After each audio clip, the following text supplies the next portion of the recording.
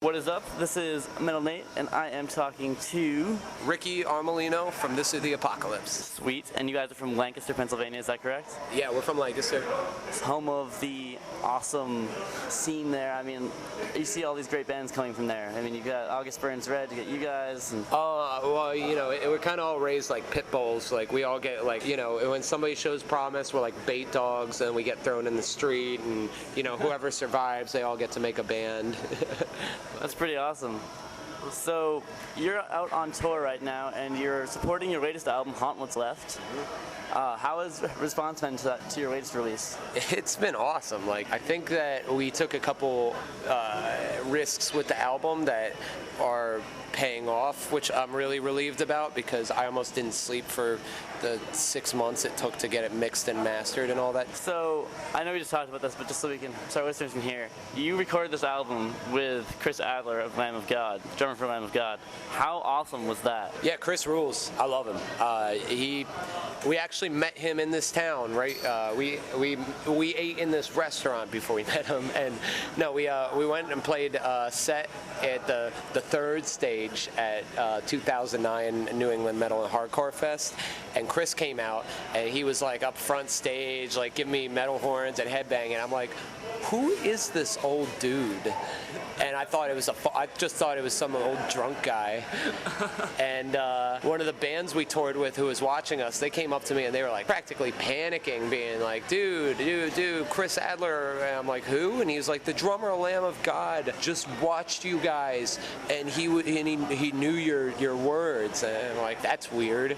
And, you know, could just continue my day. And I thought that was funny. I might have sent a text to somebody who, like, yeah, I guess Chris Adler from Lamb of God was just like drunk and watching us or something. I figured he was just getting drinks at the bar and there where we were playing, because they had cheaper drinks than at the Palladium. So I figured he just walked over and decided to watch some band or something. But as it turns out, he really actually liked our CD. He got a copy of it from our old record label in the States. We're still with them in Europe, so I can't say our old record label, Life Force. So he got a CD from Life Force. He was crazy about it, I guess. Came and watched us, you know, stroked everybody's ego, and then he ended up hanging out with Grant, and we had these demos that we were writing on tour, and we showed them to Chris, and Chris just was like, dude, I've been thinking about producing bands, would you be interested? And we're like, oh yeah, whatever. Like, you know, we just figured it wasn't going to happen because of, you know, like, man, this guy's going to want too much money or something. We were planning on actually recording the whole thing ourselves with our budget. We were just going to program the drums, record all the guitars on tour, just get the album done, put it out, keep moving, you know what I mean? And Chris got in there. He got us hooked up with Ferret Records. We signed with them. They turned into Good Fight. We stayed with Life Force in Europe. We got a really sweet deal for the album. We got a month to record it in New York, and he just made everybody confident. He took us from being like these kids who were like, yeah, we're gonna write another album, and, you know, like, really, like, kind of taking shots in the dark over what we wanted to do. We're all really disparate. We have disparaging interests from one another. We're all different, which is awesome. It makes us a really unique band, but at the same time, we also take a lot of shots in the dark and sort of butt heads on what direction we want to go. And I wouldn't want to be in a band that didn't butt heads, because simply I think that would mean boring music. If you walk into I'm probably going on too long with this question, no, it's but okay. You know, if you walk into it going on the idea that you're like, oh yeah, we're going to be a band that sounds like As I Lay Dying, you're going to sound like As I Lay Dying. If you're like, yeah, we're going to make something that sounds like Terror, yeah, it's going to sound like Terror. Hi, my name is Nelson. This is probably one of my favorite bands ever. I'm just gonna start listening to them like for the rest of my life. That's awesome. Yeah. But yeah, no, yeah, it's all good. So we just had some fans come over and say hello and check out. We're their favorite band now? Yeah, I guess you're his favorite band. That's pretty awesome. That's high crazy. praise. Yeah, that's huge. That just made my day. That's gonna be awesome. I don't know if I agree with his Broken Side shirt, but I won't take any shots at him. Dude, I keep hearing rumors that they like keep raping people, and then that they're like the rumors are defunct, and like, I think the rumors aren't true. They're but not true? I'm pretty sure they're just an awful band. So people are just making them up. This pizza's awesome, but I'm an English major, and I've been trying to get a blog on a major website. So a piece that I submitted around is a 6-page dissertation on Freaks by Broken Side. I have it for you if you want to see it. We can read some of it, but it discusses That- like that the is literary crazy. nature of what they do. I'm all set. I mean, we really played Broken Side. I'm not here to hate on any bands. I think I won't hate on them either. I mean, they're not bad. It's just they're the scene that they cater to, or like the. Well, the somebody subgenre just they- showed. Honestly, somebody just showed me their video. They're like, "You have to see this," because I don't listen to bands. I don't listen to anything in our genre because I don't want to rip it. I don't want to rip anybody off. That's all. Like You don't my want to whole be thing. able to be accused with that. Well, no, being accused. Anybody like people accuse me of ripping stuff every now and then. Like everybody wants to categorize everybody or like be like, oh yeah, you guys do this, and that's You guys fine. sound like but- this band. Yeah, like people love that stuff, but for the most part, I just want to like. I personally just don't want to take what somebody's worked hard to do. That's all.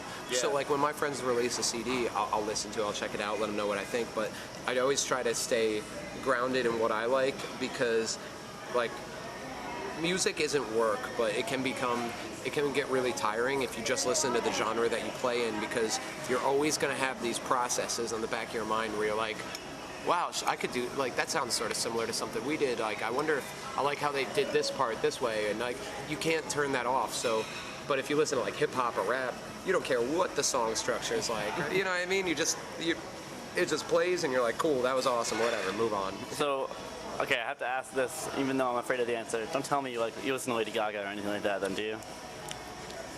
Is there like a standard that you have? I was like partying one time, and Well, that's one thing. with the dudes from August Burns Red. It was last New Year's. Or was this? It might have been 2 New Years ago. No, I think it was the last one. And for the first time ever, I heard that Poker Face. Or no, I had heard that Poker Face song on the radio and stuff. But for the first time ever, I had actually asked who it was, and JB was like, "This is Lady Gaga." I was like, I love this song. I'd never heard Lady Gaga before, and I've heard stuff since. I didn't like any of it, but for just that one time, I was like, I think if you look back on my personal Twitter, you'll find these pissed off texts like, God, like I like Lady Gaga. You can say that one. Okay, so Haunt Was Left, Chris Adler, awesome. And you're touring now with the Over the Limit tour. With Oceano as Reverend's Black, Blind Witness, etc. How is that going? I've never been on a tour like this where I felt so welcome. Nobody has done a single thing to remind us that we're the first band. Nobody. Everybody has been. The second we got to the first show, which was like this outdoor festival that was put together horribly in Indiana. It was just horrible. It was like cerebral palsy Warped Tour. Like. I got out of the van, I'm in my underwear, it's just scorching hot. We just drove a 26-hour drive from New Mexico in our bus that was overheating, and just a miserable drive. First thing that happens is I get out of my bus, and 3 of the dudes from Tony Danza already give me hugs, saying that they love This or the Apocalypse. I mean, as Blood Runs Black, those dudes are awesome. We know Oceano, I love those guys. All the bands Circle of Contempt was immediately hanging out with us. Nobody did a single thing that gave you the impression that you had to work for their attention or anything, which a lot of other tours you do, nobody talks for the first week because you all don't, oh, I didn't really know you guys, and whatever. This tour was just, it was just a party. It's just been a party nonstop. In a good way. I don't mean that in the sense of like, oh, everybody's getting so drunk. I mean it in a sense that everybody just wants to socialize. That's great. Yeah. That's the way tours should be.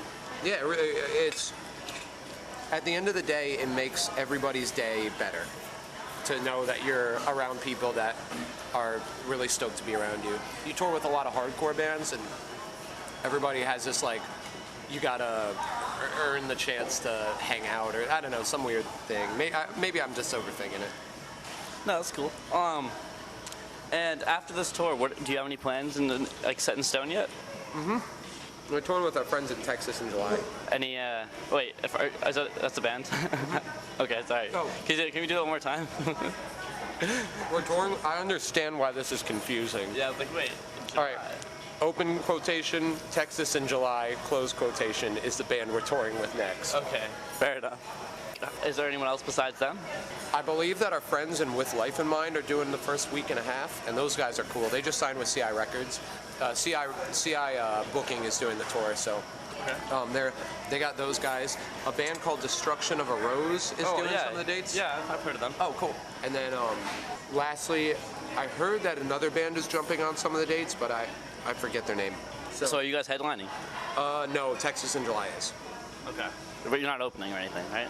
Well, that'll be good at least. Like, Texas in July is actually just signed with Equal Vision, and they've been killing it. They're like the pride and joy of Lancaster right now. We're all really proud of them. So do you guys get together with other Lancaster scene like in that same like music scene?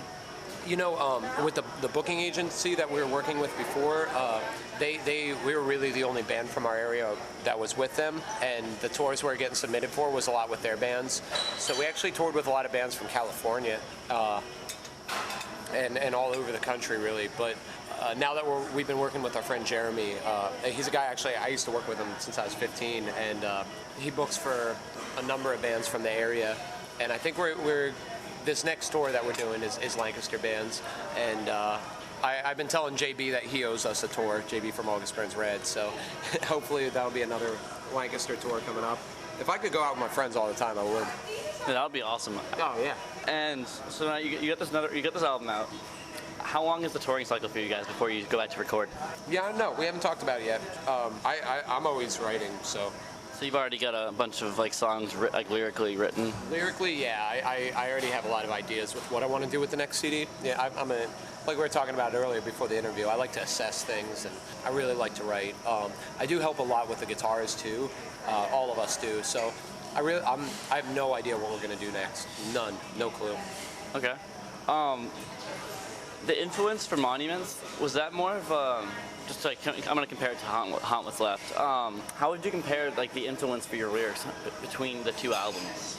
I always want to be myself, and Monuments was me being myself. I quoted a lot of like works that I was reading in college, and I actually said to myself, because I was like, what do I want to do with this CD? I wanted a concept, and the whole thing was like, well, I want this CD to be really honest. So I had to assess where I was at. I'm like, I'm just a college student. And so I wrote about basically being like, to the best of my ability, worked being a college student into it. Haunt What's Left was me being on the road for 3 years and being pissed. And a lot of the songs are just about some of my experiences on the road and things I really wanted to say and sing about, you know? Okay. So you don't see yourself becoming one of those politically charged bands or anything like that, do you? I'm a little politically charged. Not for any specific political group, but it does sometimes bum me out that you have a lot of bands that have messages they want to convey, and it's either a Christian message or it's a straight edge message. And sometimes I actually feel like we're one of the few bands that even once in a while gets on stage and says, does anybody care what's going on with the oil crisis? You know, like we were one of the only bands on any of the tours that we had gone on that said anything like that. And I remember back when, like, you know, when Rage Against the Machine, one of my favorite bands, was around. That band was doing stuff for the community. They were doing so much cool stuff. So sometimes I do kind of see myself moving in that direction, which is a weird question to ask. But at the same time, I'm not. I always told myself that until I really saw the world and truly understood what was going on, I wouldn't do something like that. I wouldn't tell people like what to do. But you know, like you have bands going up on stage and telling kids whether or not they should sleep with somebody before they get married. Who cares? Like, that's like, at the end of the day, no, that doesn't matter. You know what I mean?